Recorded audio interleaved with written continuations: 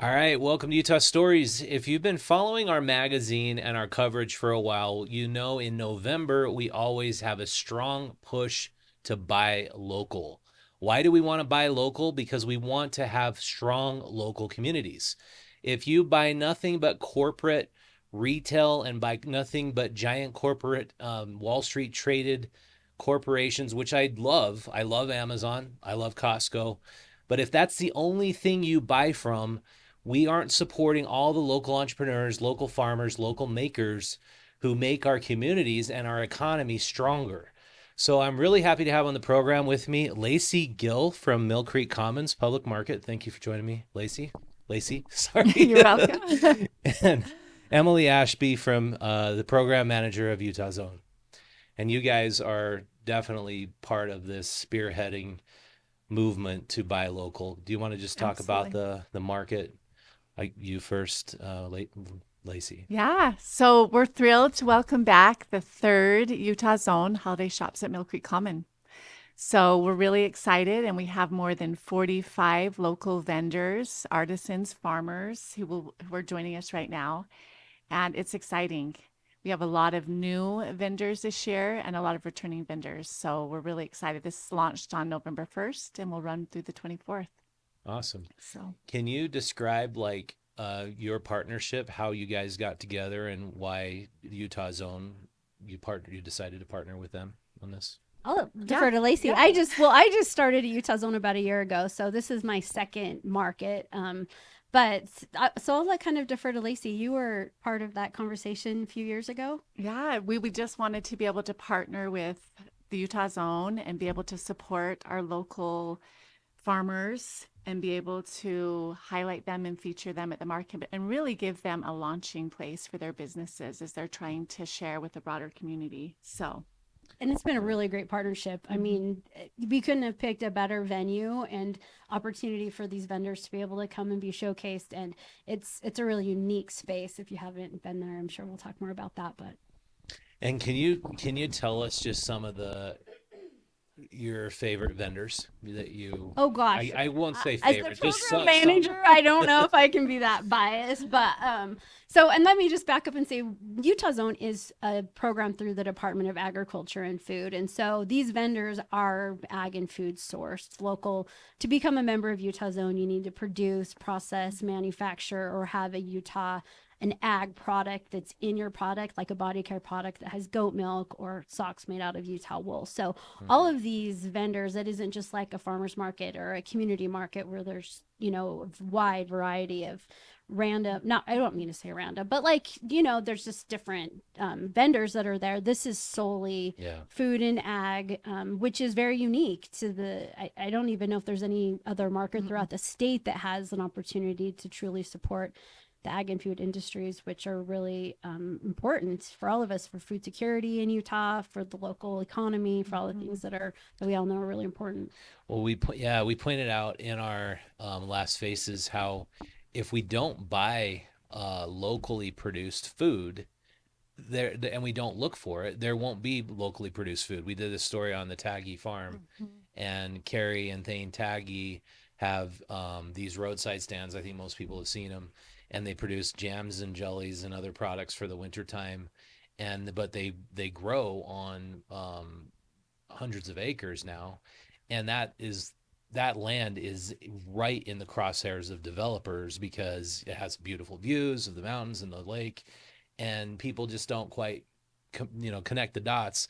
If I'm not going to buy the local produce, then chances are that farmland is not going to be viable. So can you talk about a little more about what Utah Zone's doing to help local farmers be recognized and their products getting moved in stores? Absolutely. So Taggy is great. They're a member of Utah Zone, and that is one of the purposes, the mission of Utah Zone.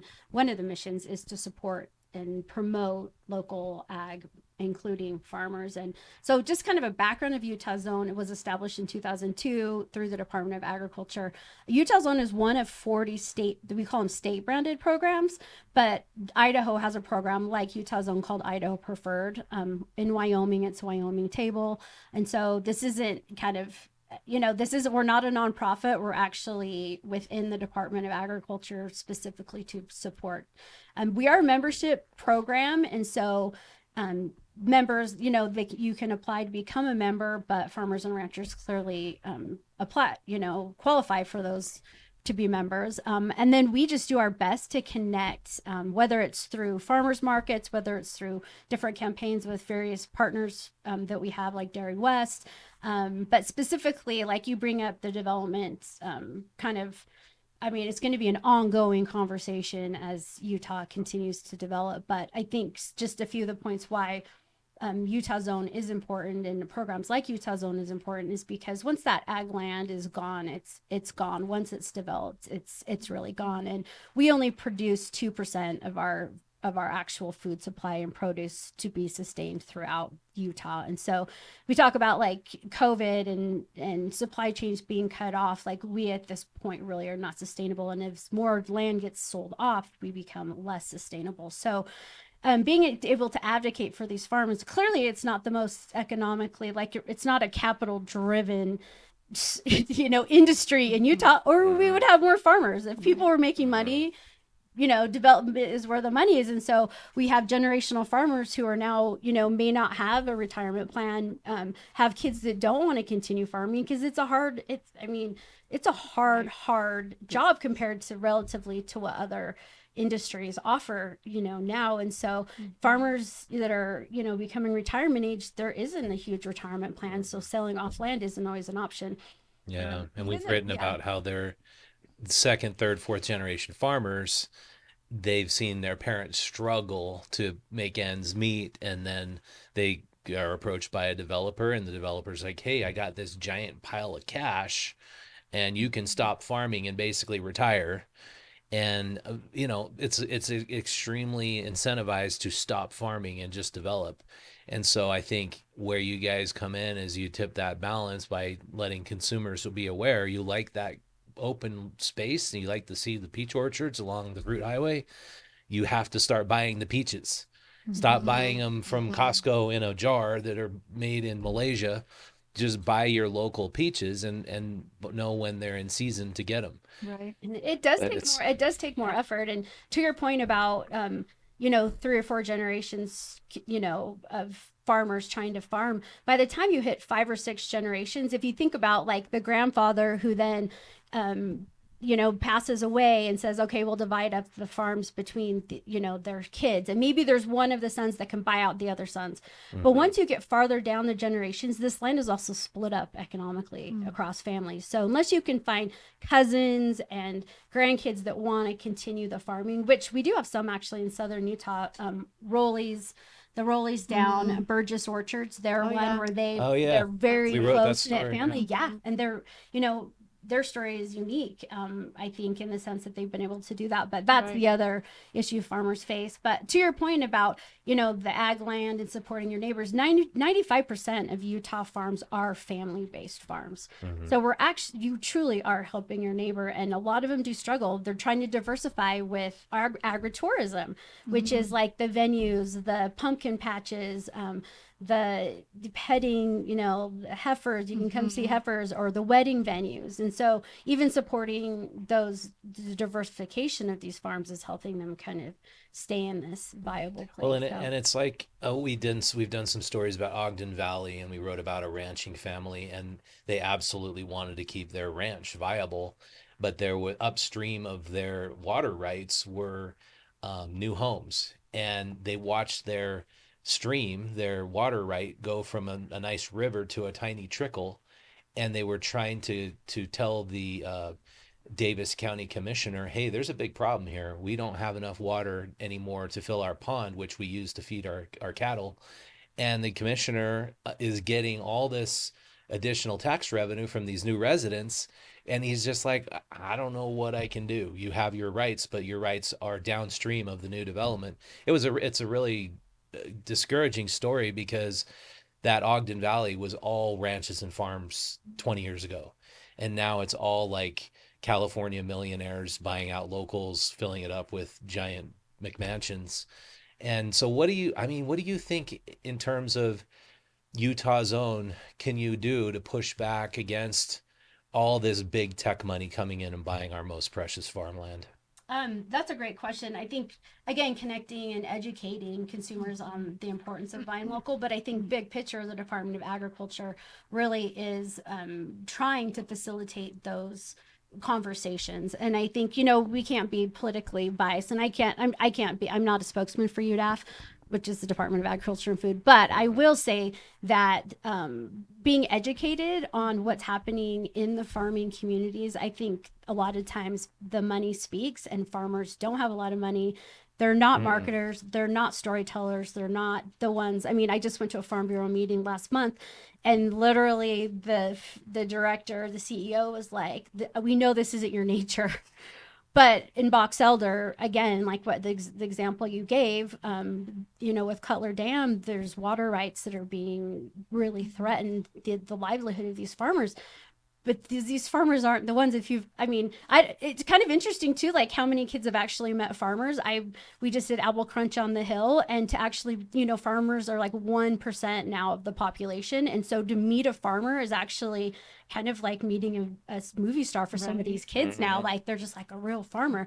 So you think about the type of personalities that are in farming. These aren't your A-type look at me promotion, and so they're not able to like tell the story, which is why I appreciate podcasts like this, where we actually get an avenue to be able to say, hey, maybe we should listen to the voices and really are in a minority in Utah, and those, I mean, are not being heard, but yet once the water's gone, like you're saying, I think there's an issue. it seems there's just like a lot of misinformation that's anti-farmer on the side of water rights, and that's really discouraging to me because farmers absolutely need their water as much as their land to remain viable, and people want to criticize farmers for doing things like growing alfalfa when they're just trying to be able to pay their bills and keep their land. Right.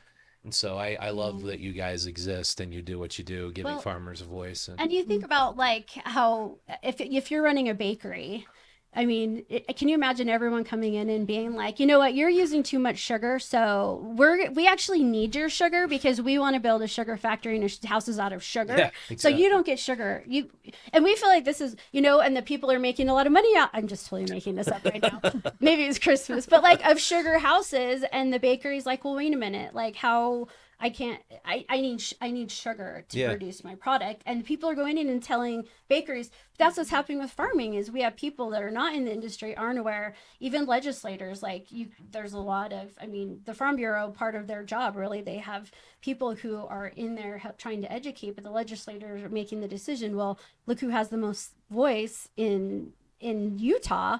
Like are people, do they understand? And I think there's a lot of education that needs to be done, including for myself. I think I just been in a space in this position where I've been in these meetings listening to some of the concerns that I never even thought about living in Millcreek, right? But yet definitely down the line affect, our livelihood and culture, and so, I mean, of these farmers and things in our state. But anyway, yeah, I think that like having, everybody going in and a legislator coming in and telling a farmer how much water they can have, or like where the father, and again, tax basis. So I think a sidebar, great example of, I feel like, advocacy that I went to a recent Farm Bureau meeting up in Box Elder County is their county council and county commissioner. Like they are really being able to like advocate. And I think that doing that in a way, I mean, they just happen, I think, to have some people that there was like an attorney, like a farmer that went, and so there's a little bit more Does advocating there. Box Elder County have a lot of development pressure as well? Absolutely. We're talking Tremont, we're talking Brigham City, we're talking Willard, exactly where Taggies is, Box Elder. So Box Elder and Cache County. And I think I misspoke. It wasn't the Ogden Valley was not Davis County. It was Weber County. Yeah. The Weber County Commission. Right. Yeah, that sounds right. Because that's Huntsville, Eden. Yeah. Like all the development. Yeah, I researched that because it was really an unfortunate situation for, it was the fourth generation family farm, and their last name was Hadlock, and he actually managed all the acreage for the Browning family, and the Browning family slowly sold off all their little parcels that were in Liberty, and he had his last parcel there, and just getting all this pressure from developers, and it's such a beautiful space, And you're like, this is why you folks moved here. Why are you putting this guy out of business? Like, why wouldn't you want to solve this problem? And this was a story we did during COVID, but it was just like everybody who's watched the show Yellowstone, where he's getting all this pressure to sell off his ranch. That's happening in real life. It's like that these farmers and ranchers who really made the West what it is today and created this culture we have. Why should we be pressuring them to leave and change their lifestyle and do something completely different? I just think I think that's a great point. I think it's probably a combination of things too, like the economic factor. So we actually have a Utah Zone member. Hee Haw Farms is agritourism, but then we have Oliver's Place out of Pleasant Grove, and they are on that main, like behind the BMW dealership, that main highway cut through the farm. So they knew, and there's a really great there's a podcast coming out through Utah Zone where they tell the story of generations of like how their ancestors would donate time and give apples to like go sell apples to the military in Bluffdale, and it was like the big treat, and they would help with pouring granite, and I mean it's just like generational, and that this is the their family, but and then how they were able to hang on through the Depression, and now here they are in the heart of Pleasant Grove being offered they have I think 7 or 8 acres left, and they're getting offered $1 million. Wow. So their farmland, they are developed across the road, but they decided, we can't have our kids crossing this road. I think she said like 20,000 cars driving past a day in this property. Wow. And she tells this really inspiring story about why they're hanging onto the property, why it's important for the community. They see the bigger picture. Not all farmers can do that. They've been able to diversify with a barn that they're doing a venue for weddings, and there's a market. And so if you're in Pleasant Grove or in the area or even close, these are the types of things where it's like, if you want to keep these opportunities, you don't think about the pumpkin patch, right? You just go and enjoy that with your family. But if they're not developing, a lot of farmers rely on that revenue. So really isn't just like, let's go do something cute with our family. It's like, this is how they're going to keep farming. This is how they're going to keep. Yeah, you got to show up. Land. We do have to show up. Yeah. Well, back to the main point. Oh, right. I think everybody's got to. Off the soapbox, off the Utah's. I think source soap on the soapbox. Well, how do people listen to these stories? Because I think people want to be aware and want to support farmers. That's the Utah Zone website. The Utah Zone, yes, and the UDAF is coming out with a podcast as well, and we are featuring. Really kind of trying to dial into these stories that aren't being told, and avenues like Utah Stories is great too. Like you're touching on taggies and talking about the development, and I think just educating ourselves on really what is happening in these communities. It's hard when you're in a city to really think about what that looks like, but if you go and talk to these farmers and ranchers, I mean, go to a Farm Bureau meeting if you really want to hear the crux of what is happening and what the challenges they're up against, and the limited resources that they have to advocate for some of these things, and zoning. And I mean, not to get on my soapbox, but one more time, another example is I happened to be driving to a meeting with Terry Camp, who's with the Farm Bureau, and he just had gotten a call. They're down in Santaquin, and there's so much development around one of the farmers and orchards there that the dust is settling on the fruit and causing a lot of problems in growth. And it's really inhibiting their ability to be able to process. And so the law is in the area that they're supposed to be watering, they're supposed to be, keeping the dust down. But a lot of times there's not as much enforcement. So they call the Farm Bureau, and the Farm Bureau has to go to the city, who then has to go through all these channels to get the people who by law, the developers who by law are supposed to be keeping the dust down, and so just understanding really what those questions are in the community, and then advocating to your legislators if you feel passionate about it, because a lot of them really aren't educated, and once they become educated, well, it's kind of like, I think I'm off my soapbox now, I promise. No, I think it's actually good. I don't promise. I think it's good with like civic engagement. Everybody's engaged on their smartphones on TikTok and Instagram. And I really challenge people to like put down the phone and go on a walk around your community and see what engages you that's not having to do with your phone, and think about these issues, because whatever you see that you like, you have to support, and whatever you see that you don't like, you have to oppose. And you can't do that just on your phone. If you oppose Donald Trump, you really have no voice. If you oppose Bernie Sanders, you're saying I don't like you isn't going to make a difference. But you can make a difference in your local community. And I like to tell people the easiest way to make a difference is buy local first. And the second way is to just go, fruit, pun intended. Not to interrupt, but I had to. Low hanging fruit. Sorry. low hanging Buy fruit. local. Yeah. I know. We have all the ag puns. And that's the easiest way to vote with your dollars. Right. But if you just simply choose to walk around your community or get out of your car, get off your phone and take a look around, you can find issues that you should support and be a part of. And I think, both of you guys engage in that. And I think it's really cool you have the market going on. Yeah, which It's not tied easy. it back to the market. So I will say that one of the exciting things is we have tying in local ag. So you're like, well, I'm going to go to this market and I'll buy chocolate. Well, like Julianne's caramels, they source local butter and milk. So Nice. it kind of is, it is a chain effect for a lot of these businesses.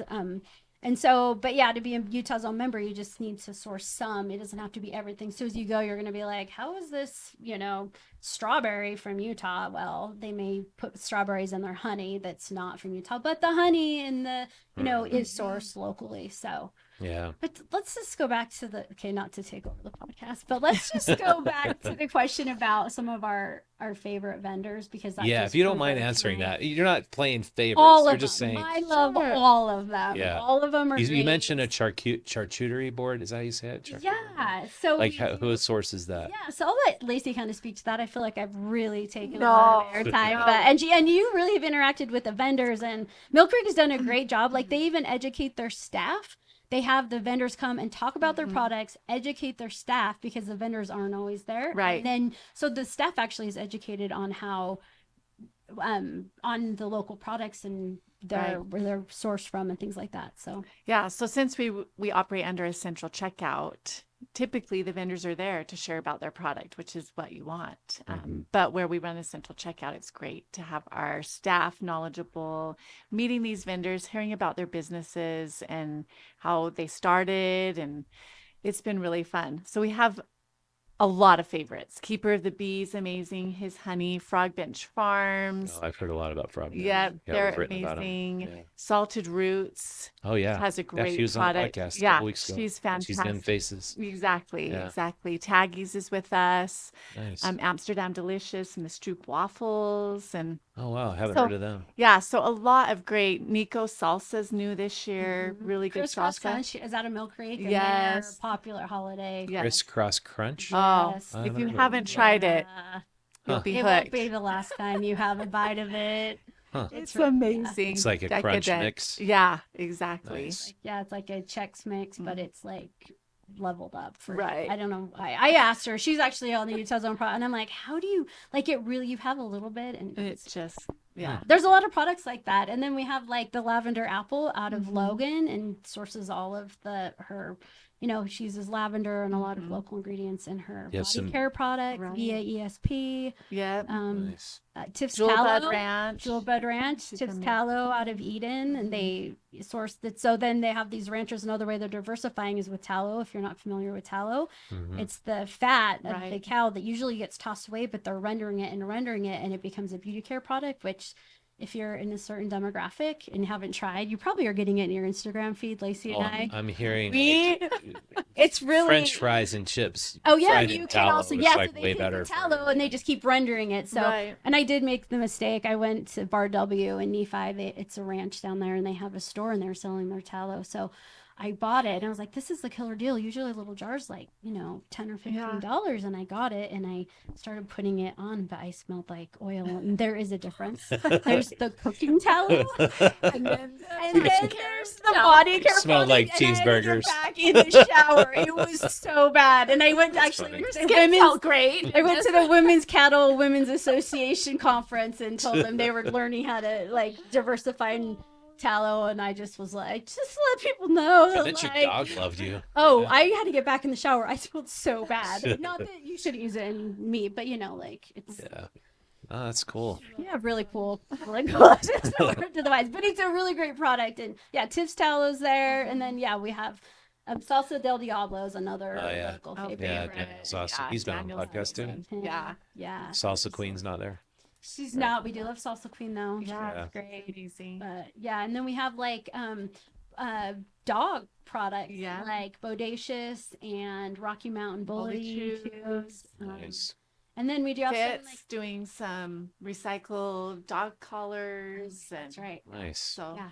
So is there sausage there, like Farm charcuterie? Creek. Mhm. Farm Farm Creek Creek. Meats is there. And they Cool. do, yeah. And they're really great. They're really great. And then some cheeses. Don't we have like I think there's Heber. Is Heber Valley? Heber isn't with us this year. Beehive. So on them. Yeah. yeah. Anyway, you Sweet. can cut that part out. We just gave them a shout out, but not that we don't love Heber. We do love We them. love, and they are Utah's own members. But not perishables, right? Like raw meat. You don't have any No. like grocery products. Yeah. It's not like I guess the indoor farmers market is going to be happening again down at the Gateway probably as well. So Yeah, and you so can also a lot of Christmas these. presents for Millcreek and Exactly. more of your groceries. Still look for the farmers market calendars and That and also if you really are looking for some meat, some local Mosita ranch, they're out of it's on the other side of Utah Lake, Mosita, I think it is that the Oh, actual yeah. city. yeah, They Bateman's had a storefront. Mosita. Yeah. There's a storefront, Nephi or Bar W too, and that's where I like to get my meat. It's about the same cost, maybe $5 or $6 a pound, but it's all local. And they bring in. I've been for the tour. They come in, process the cattle, and they sell the local. And it's And then really there's great. these guys who are super awesome. Canyon Oh Meadows. Yeah. yes, Yeah, Canyon Meadows we've is been having their great. grass-fed beef for the last 10 years, and I just feel great after eating it. Like for some reason, when I eat a Burger King or something like that, I just don't feel that good after eating it. I feel great after eating Canyon Meadows. They're happy cows. Yeah. You see them. I mean, honestly, Yeah. like they're it's just happy. And even like these local producers too go take measures. Like I've been on tours like Bar W where they're like, we would take you in and show you the process for slaughtering, but it will stress out the cows, and that transfers into the meat and then contributes to like what you're saying, where and that a lot of big producers they don't. I mean, they're just Yeah. it's just about numbers. Whereas these like Wasita, they process Very like one and they keep them very. Yeah, it's kind of cool process. Yeah, well, that's awesome. Yeah, Well, thanks so much for telling me about the market and yeah. Let's telling talk our really quick listeners. about the grand opening tonight. I don't Oh, know if yeah. you could do a little sound. Yeah, bite on everybody that. watching live I can. guess it's not a grand recognize opening. It's the this. Grateful Gathering. We called it the grand Yeah, opening the last year. official, yeah. So the Grateful get-togethers tonight. It's starting at 6 p.m. and we'll have our makers there. Many of them will be sampling their product, and we'll be there in person to meet the community and share a little bit about their businesses. And we'll have the Highland Heifers there, the lighting of the Christmas tree, hot cocoa. Should be a real, and mocktails will be flowing. Bring a so- coat and you get an ice skate for free. Right. That's Don't Oh, even ice skating's open already? So it was supposed to be, but Oh, the no. weather Oh, has been ouch. so tricky. They were trying to lay it. Yeah, and it's it so just is warm. too warm. So Yeah. we'll Okay. free rock climbing, Oh, okay. That's a good. and Nice. then the ice will go down Saturday night. Hopefully, Okay. it's Sunday. If Okay. the weather It's getting cooperates, we're cold getting right good now as we fall. speak. The temperature's dropping, Yeah, so yeah, yeah, it so- probably won't be long. But right. it's awesome because you can go every day until December 24th Fourth. from 11 to 9. You can shop. It's just 7 like days a going week. shopping. That's just like awesome. a grocery store. Mhm. Just go in. I would recommend based off of last year, like go early because they try to plan. The vendors try to plan, but last year they really did. Like I went back to get some of my favorite treats, Selling and out. then my favorite chapstick, and I'm like, no, I wanted to stuff everyone's stocking. So I Yeah. would get in earlier than later, and they're more prepared, I think, this year. But it's It was a a Yeah. really fun. popular market. Yeah. That's awesome. All right. Well, thank you so much. Great. And Thanks just for having so everyone knows, I think you're aware, I'll just repeat it again. Save our local communities from the corporate takeover. I kind of get into this. I like to rant, it's getting on your soapbox in the introduction of the issue. I think we're suffering from a lot of problems as a country right now, but whether you're on the left or the right, we don't need to be divided in our strong purpose to basically just go out, buy local, support your communities, support your local farms, your local entrepreneurs, your local makers, and shift your spending to local. You keep those tax dollars in your communities. You make your local economy stronger. And this is how to do it. Go out to Millcreek Commons and support them at the public market. And with that, thanks, Lacey and Emily, for coming on. Really appreciate it. Of course, thank you. And if you watching want to support this program, go out to utahstories.com, subscribe to our free digital newsletter, or subscribe to the magazine for $5 a month and support our local journalism. Smash the like button, share this with a friend, and we will see you next time. Clark's Auto is Utah's premier independent Subaru mechanic and auto shop. Check them out at clarksauto.com and on the back of Utah Stories magazine.